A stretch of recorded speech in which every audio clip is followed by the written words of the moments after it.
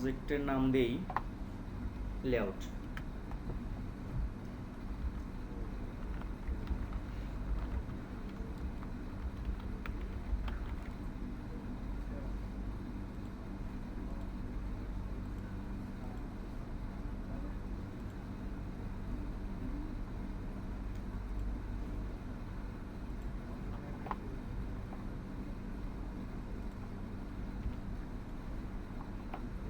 তো আমরা দেখলাম কি এখান থেকে ড্র্যাগ অ্যান্ড ড্রপ করে সহজেই পাশাপাশি রাখা যায়, কিন্তু আমাদের এটা রেসপন্সিভ হয় না, যার কারণে আমরা যে কাজটা করতে পারি সেটা হচ্ছে এই রিলেটিভ লেআউটের মধ্যেই আমরা যেহেতু পাশাপাশি নিব মানে হরিজন্টালি, আমরা একটা হরিজন্টাল লেআউট নিই। এই হরিজন্টাল লেআউটের মধ্যে দেখেন ডান পাশে রিলেটিভ লেআউট, তার নিচে একটা লিনিয়ার লেআউট। এই লিনিয়ার লেআউটটার মধ্যে এটা আমাদেরকে রেসপন্সিভ করতে সাহায্য করবে। এখন আমরা একটা ইমেজ ভিউ নেই, ইমেজ ভিউটা দিব হচ্ছে এই লিনিয়ার লেআউটের মধ্যে। এখন আমরা কোন ইমেজটা দিতে চাই সেটা এখান থেকে ওকে বলে দেওয়া যায়। আমরা ধরেন এই ইমেজটা দিতে চাই, তাহলে এইখানে একটা ইমেজ অ্যাড হলো। এরপর আমরা একটা টেক্সট ফিল্ড দিতে চাই,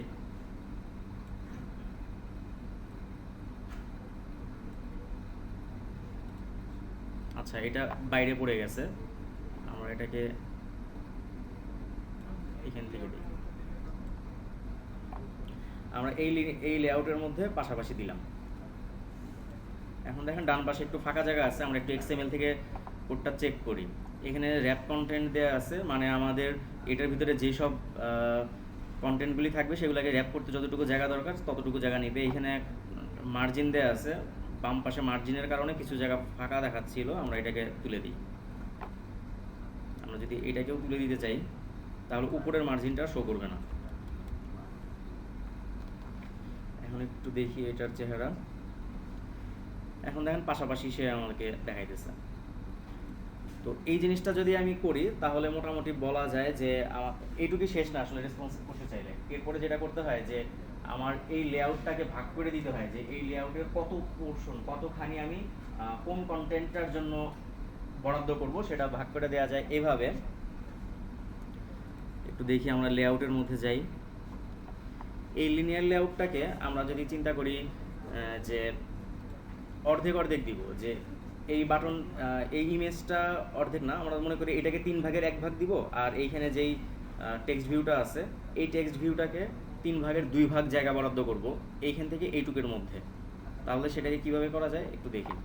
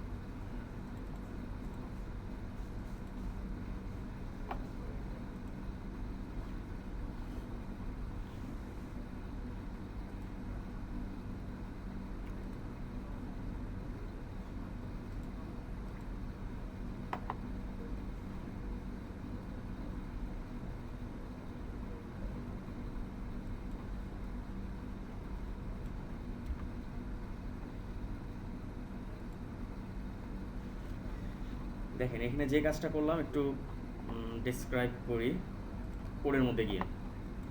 আমরা প্রথমে নিয়েছিলাম একটা লিনিয়ার লেআউট, সেই লিনিয়ার লেআউটটা হচ্ছে হরিজন্টালি, তার মানে আমরা পাশাপাশি লিনিয়ার লেআউটটা নিয়ে কাজ করতে পারবো।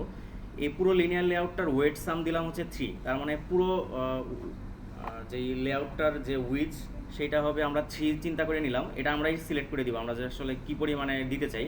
এরপরে বলছিলাম যে আমরা ইমেজ ভিউতে দিব হচ্ছে 1 ভাগ, আর এডিট টেক্সটে দিব হচ্ছে 2 ভাগ।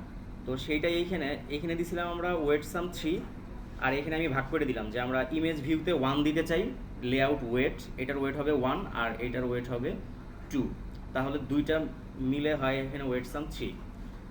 এখন আমরা যদি গ্রাফিক্সে দেখতে চাই গ্রাফিক্যালি যে এটা কিন্তু ওই পোর্শনে, যেমন এইখানে দেখেন দুই পাশে ফাঁকা জায়গা করে নিছে, ইমেজটা যতটুকুই হোক সে তার ডানে বামে একটু জায়গা এক্সট্রা করে ধরে নিছে যে এর জন্য এক অংশ জায়গা বরাদ্দ এইখান থেকে এইটুকের মধ্যে, এই পুরোটুকের মধ্যে এটাকে যদি আমি 3 ভাগ করি, এখানে আছে 1 ভাগ আর এইখানে আছে হচ্ছে বাকি 2 ভাগ।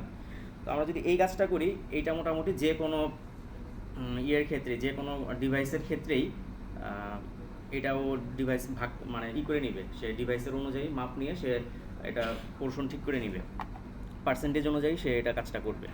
তো এটা মূলত ছিল আমাদের লেআউট সম্পর্কে হালকা কিছু ধারণা দেয়া। তবে প্রথমত আমরা কাজ করার জন্য রিলেটিভ লেআউটটাই কাজ করা বেটার। খুব বেশি এখন রেসপন্সিভ নিয়ে চিন্তা না করি, কারণ ওইটা করতে গেলে লেআউটটা অনেক একটু জটিল আর কি, একটু পেঁচা যেতে পারে।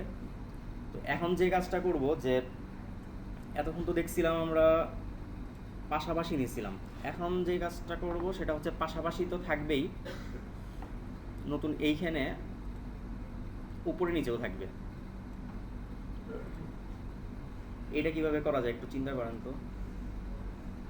লেআউট ইউজ করব, লিনিয়ার লেআউট।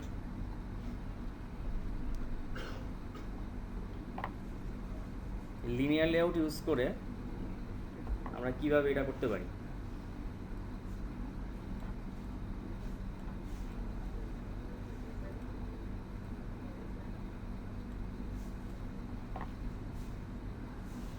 আমরা এইমাত্র লিনিয়ার লেআউট ইউজ করে যে কাজটা করলাম সেটা হচ্ছে একটা লেআউট এরকম আছে, সেই লেআউটের মধ্যে একটা ছবি এরকম দিছি আর একটা এডিট টেক্সট এইভাবে দিছি।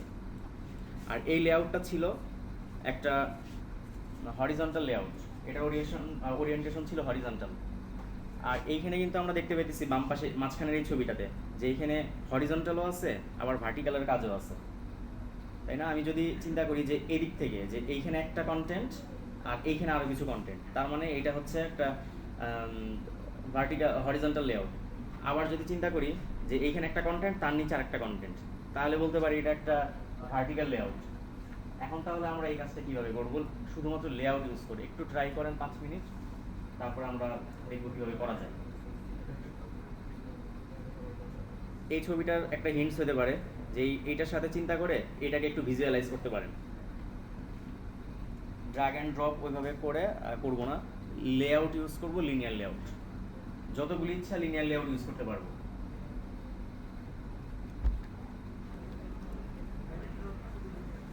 আচ্ছা, আমাদের রিকোয়ারমেন্ট ছিল যে আমরা রিলেটিভ লেআউট ইউজ করতে পারবো না, আর ড্র্যাগ অ্যান্ড ড্রপের মতন করে যেখানে ইচ্ছা সেখানে নিতে পারবো না, আমাদের মাঝখানের মতো করে করতে হবে। দেখেন আমি একটু হিন্টস দিছিলাম যে আমার এই পুরোটা অ্যাক্টিভিটি এর মধ্যে এই পুরোটা একটা লেআউট হতে পারে। এরপরে এইখান থেকে এইটুক, এই যে সিলেক্টেড অংশটা, এইটুক একটা পুরো লেআউট।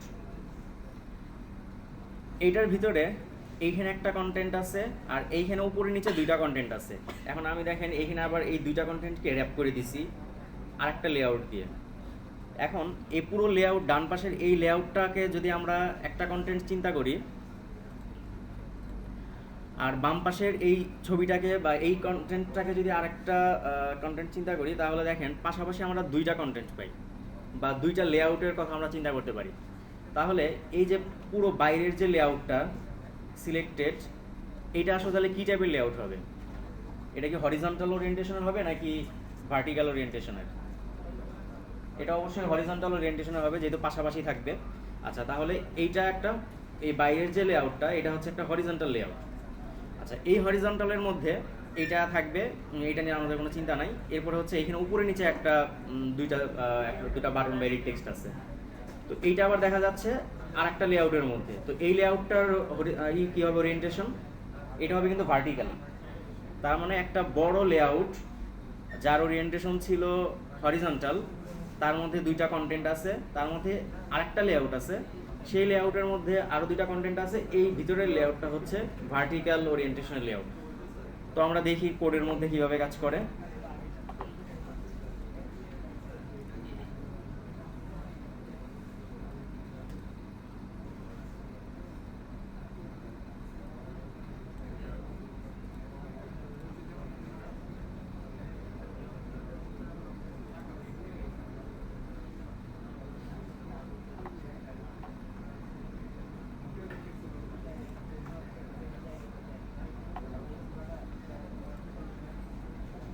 আমরা একটা লেআউট নিয়ে নিই।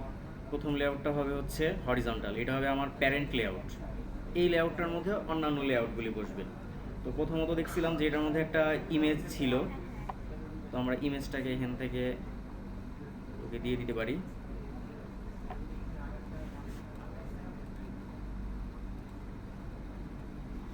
আচ্ছা, এরপরে আমরা আরেকটা লেআউট অ্যাড করব। সেই লেআউটটা হবে হচ্ছে ভার্টিক্যাল ওরিয়েন্টেশনাল লেআউট।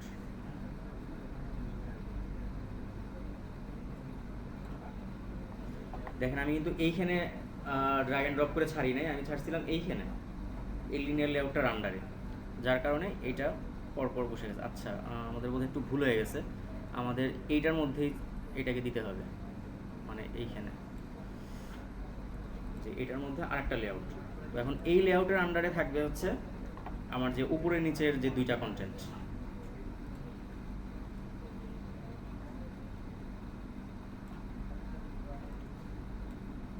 আমরা একটা এডিট টেক্সট দিলাম, একটা বাটন দেই।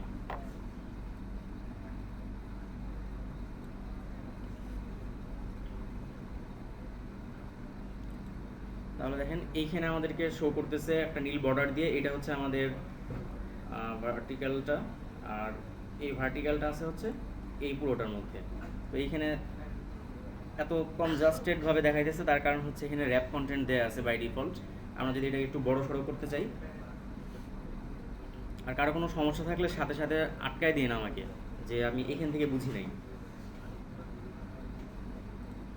আমরা যদি অ্যান্ড্রয়েড স্টুডিও ইউজ করতাম তাহলে আমরা একটা প্রিভিউ দেখতে পারতাম, যে আমার এখানে কোড আর এখানে একটা প্রিভিউ। তো আপনাদের যাদের হাই কনফিগারেশনের পিসি তারা অ্যান্ড্রয়েড স্টুডিও ইউজ করতে পারেন, এটা আপনাদের কাজ করতে সুবিধা হবে।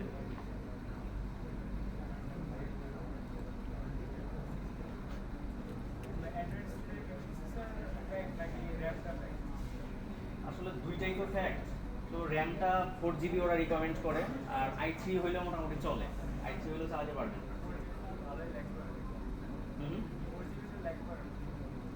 আমি ইউজ করতেছি, আমি এক্লিপস ইউজ করি না। এক্লিপস ইউজ না করার কারণে অনেক কিছু আসলে খুঁজে পাই না এখানে, যেমন এই জন্য আপনাদের ক্লাসের আগে রাত্রে বসে বসে আবার এক্লিপস শিখতে হয়। হ্যাঁ,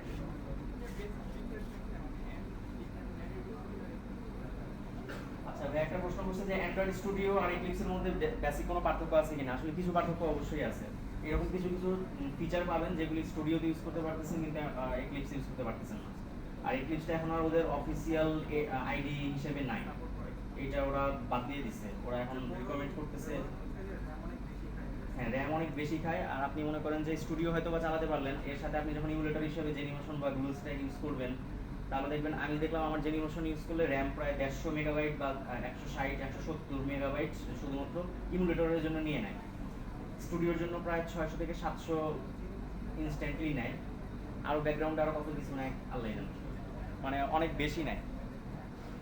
আচ্ছা, এখন আমরা লেআউটের মধ্যে লেআউট সাম দিয়ে দিই। এটা যেহেতু আমার প্যারেন্ট লেআউট ছিল, আমি যদি এখান থেকে দেখতে চাই যে আমার প্যারেন্ট লেআউটে যাইতে চাই, তাহলে প্যারেন্ট লেআউট হচ্ছে এইটা। তো এই প্যারেন্টের মধ্যে আমি একটা ওয়েট সাম দিয়ে দিই। আমি চিন্তা করলাম যে আমি 3:2 এইভাবে দিব, মানে একদিকে থাকবে 3 ভাগের 1 ভাগ আর একদিকে থাকবে 3 ভাগের 2 ভাগ। ওয়েট সাম দিলাম 3।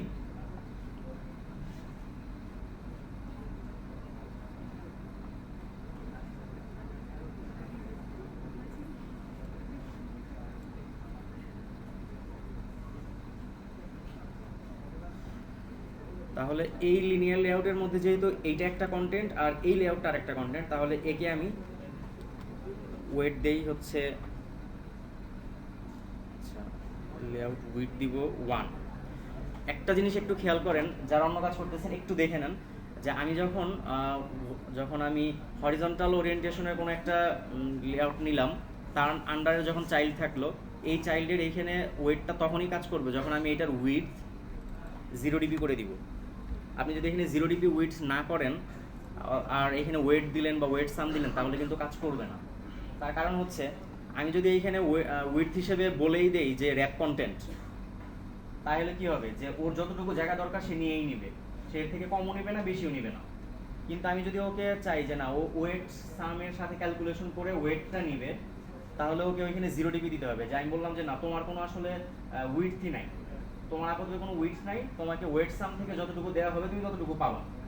সেই ক্ষেত্রে আমি এখানে 0 dp দিতে বাধ্য। 0 dp দিলে তাহলে এটা কাজ করবে। আবার ধরেন আমার লিনিয়ার লেআউটটা হচ্ছে ভার্টিক্যাল টাইপ লিনিয়ার লেআউট, উপরে নিচে কাজ করবে। তো সেই ক্ষেত্রে আমি যদি ওয়েট সাম ইউজ করতে চাই তাহলে আমি কাকে 0 dp দিব, হাইট না উইডথ? তখন কিন্তু আমি হাইটকেই দিব, যে তখন আমার যেহেতু ভার্টিক্যাল লেআউট, ভার্টিক্যাল ওরিয়েন্টেশন, তার মানে উপরে নিচের সাথে আমার রিলেশন, তখন আমার দিতে হবে হাইটটাকে 0 করে দিতে হবে। যে তোমার হাইট কত আমি জানি না, তোমার হাইটটা হচ্ছে তোমাকে ক্যালকুলেট করে দেওয়া হবে। এটা একটু মাথায় রাখেন। আচ্ছা, তাহলে ইমেজ ভিউ ওকে আমি দিলাম এক অংশ, আর এই লেআউটটাকে দিব আমি হচ্ছে, দেখেন এখানে কিন্তু লেআউট ওয়েট আছে, আবার লেআউট এর জন্য ওয়েট সামও আছে। তো আমরা এখন কিন্তু লেআউট ওয়েটটা ইউজ করব। যে ওকে 1 দিলাম, এখন ওকে দিব হচ্ছে 2, আর একে যখন 2 দিলাম অবশ্যই এইটার উইডথ কত হতে হবে, 0 dp। আচ্ছা, এটাকে যখন 0 dp দিলাম, এখন একটু দেখি এটার চেহারা কেমন আসে। আচ্ছা, হাইট দিছি,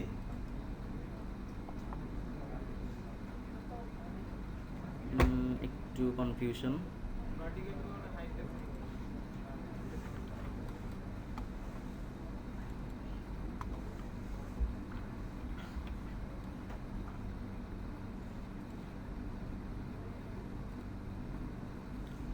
আচ্ছা, কাজ করছে, তবে একটু ঝামেলা আছে। ঝামেলা হচ্ছে এইখানে ও র্যাপ কন্টেন্ট নিয়ে নিচ্ছে। র্যাপ কন্টেন্ট মানে এই কন্টেন্টগুলিকে র্যাপ করতে যতটুকু জায়গা দরকার ততটুকু নিয়ে নিবে, কিন্তু আমরা চাই আসলে আমাদের পুরো স্ক্রিনটা জুড়ে থাক। সেক্ষেত্রে আমরা কী দিতে পারি, ম্যাচ প্যারেন্ট দিতে পারি, যে আমার এই লেআউটের যে প্যারেন্ট আছে তার সাথে সে ম্যাচ করবে।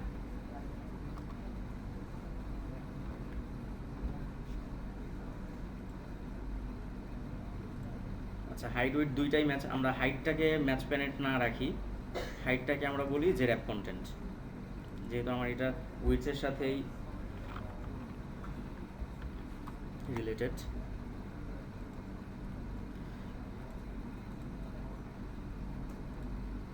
আচ্ছা, এইখানে একটা, এখানে কি পাশাপাশি দেখাচ্ছে?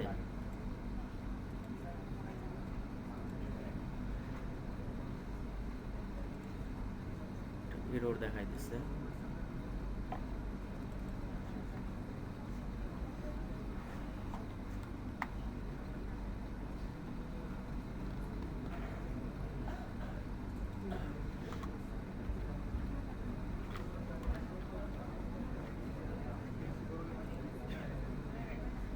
এবার ঠিক আছে। দেখেন এই পুরোটা একটা লেআউট, আর তার আন্ডারে এইটুকু একটা লেআউট। হ্যাঁ, কোডটা দেখবেন। আচ্ছা, কোডটা দেখাই। কোডে আমি প্রথমে যেটা করছিলাম সেটাই আসলে হবে। যেহেতু আমি এই লেআউটটার উইথটা নিয়ে কাজ করতেছি, তাই আমার এখানে এটাকে 0 dp বলে দিতে হবে। সে ওই যে প্রথমে যে ওয়েট সাম বলে দিছিলাম 3, সেই 3 থেকে ও 1 নিবে, আর বাকি 2 হচ্ছে ও নিবে, এই লেআউটটা। এখন আমরা চাইলে এই লেআউটের মধ্যে দুইটা যেহেতু চাইল্ড আছে, এইখানে একটা ওয়েট সাম দিয়ে এই দুইটা চাইল্ডকে ভাগ করে দিতে পারি। সেটা হবে হচ্ছে হাইটটাকে তখন 0 dp দিতে হবে। আচ্ছা, এটা আমরা প্র্যাকটিক্যাল করি। ওয়েট সাম, আমরা এখন এই লেআউটটার ওয়েট সাম দিতে চাই।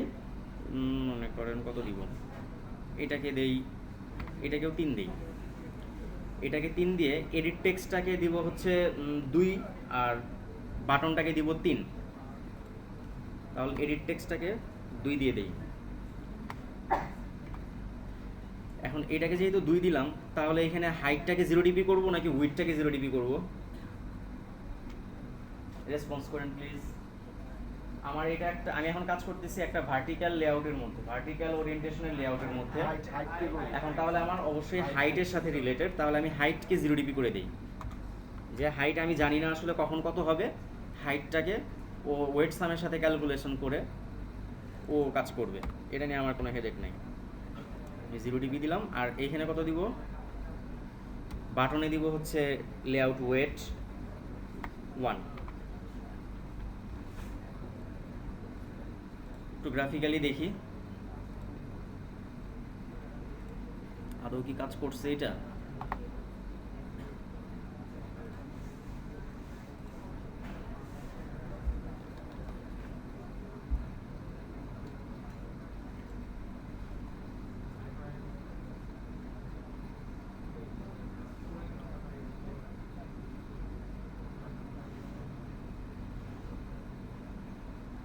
আচ্ছা, এখানে বলতেছে যে এখানে 2 দিলে এটা আসলে ব্যাড পারফরমেন্স এই টাইপের কোনো একটা হিসাব নিকাশ ওরা বলতেছে। আচ্ছা, আমরা এখানে এটাকে 2 করে দিয়ে যে অর্ধেক অর্ধেক করে নিবে।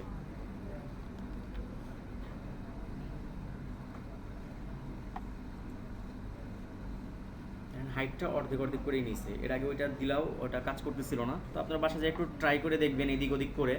এই ওয়েটটার ব্যাপারটা বুঝতে একটু টাইম লাগে, ওয়েটটা একদিনে এরকম হবে না। মানে পুরো জিনিসটা কি করলাম, আচ্ছা পুরো জিনিসটা হচ্ছে এই পুরোটা আমার একটা লেআউট। এই লেআউটটা একটা লিনিয়ার লেআউট, এটার ওরিয়েন্টেশন হচ্ছে হরিজন্টাল। তো দেখেন ডান পাশ থেকে আমরা যদি এখানে চিন্তা করি যে যেখানে যে ট্রি এর ভিউটা আছে, যে এটা হচ্ছে হরিজন্টালের লেআউটটা এই পুরোটা। এইটার মধ্যে আমরা দুইটা কন্টেন্ট নিছি, একটা হচ্ছে একটা ইমেজ ভিউ আর একটা হচ্ছে আরেকটা লেআউট। তো ইমেজ ভিউ আর এই লেআউটের মধ্যে আমরা এই পুরো যে এটা যেহেতু হরিজন্টাল, আর হরিজন্টালের মানেই হচ্ছে পাশাপাশি এই কনসেপ্টটা। তার মানে পাশাপাশি যে উইডটা থাকবে এই উইডটার 3 ভাগের 1 ভাগ যাবে হচ্ছে আমার ইমেজের মধ্যে, আর বাকি 2 ভাগ হচ্ছে এই লেআউটটার মধ্যে, এই যে লিনিয়ার লেআউটটা। তো এইটাকে ভাগ করে দিলাম কোডের মাধ্যমে। এটাকে আপনি ড্র্যাগ অ্যান্ড ড্রপ করে ভাগ করতে পারবেন না। এটা হচ্ছে আমার প্যারেন্ট ক্লাস। আপনি যদি প্যারেন্ট ক্লাসটা চিনতে চান গ্রাফিক্যালি এখান থেকে যদি ডাবল ক্লিক করেন এই লিনিয়ার লেআউটের মধ্যে এই পুরোটা আপনাকে শো করবে। তো এটা যেহেতু আপনার প্যারেন্ট লেআউট, তো এই প্যারেন্টের মধ্যে আপনি ওয়েট সাম দিয়ে দিলেন 3, আর হচ্ছে এটা যেহেতু ইমেজ ভিউ এটাকে দিলেন 1, আর এইটার লেআউট ওয়েট দিলেন 2। আর এই ওয়েট সামটার দিয়ে কাজ করলাম আমরা হচ্ছে এইখানে। এটা যেহেতু উপরে নিচে কাজ করে, তাহলে উপরে নিচে এটার কতটুকু হাইট সে ভাগ করে নিবে। আমরা বলছি যে এটার পুরোটা হচ্ছে 2, এটাকে 1 দিব, এটাকে 1 দিব। তো আমরা সেই কাজটাই এখানে করলাম। তো এখন এটাকে যদি আমরা বিভিন্ন রকমের ডিভাইসে দেখতে চাই, একটু দেখি টেস্ট করে যে কাজ করছে কি না আদৌ। আমরা টিভিতে দেখি যে আমরা যদি এই অ্যাপসটা আমার টিভিতে শো করি, দেখেন টিভির অনুযায়ী সে আমাকে দিচ্ছে যে আমি এইটুক আমার ডান পাশে বাম পাশে কিছু জায়গা মার্জিন দেয়া ছিল, এইখান থেকে দেখেন এতখানি জায়গা সে শুধুমাত্র ইমেজের জন্য নিয়ে নিছে 1, আর বাকি এই জায়গা পুরোটুকু সে নিচ্ছে হচ্ছে 2।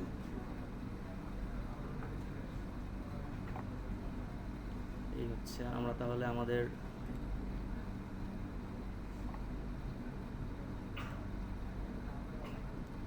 এটাকে যদি আমরা এইভাবে দেখতে চাই যে আমি মোবাইলটাকে কি বলে এটাকে ল্যান্ডস্কেপ মোডে নিলাম, তাহলে কীরকম দেখা যাবে, তাহলে এরকম দেখা যাবে। কিন্তু আমি যদি এটাকে লিনিয়ার লেআউটে না করতাম, এরকম ওয়েট সামটাম না দিয়ে, তাহলে এরকমভাবে আসতো না।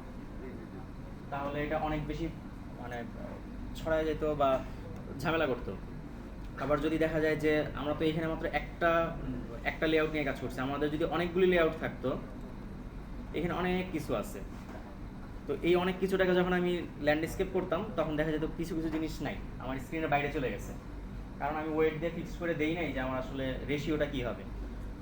তো এটাই ছিল আমাদের আজকের মোটামুটি লিনিয়ার লেআউট দিয়ে কী কী করা যায়, বা ওয়েট সাম নিয়ে কী কী করা যায় সেইটার একটা প্রাথমিক ধারণা।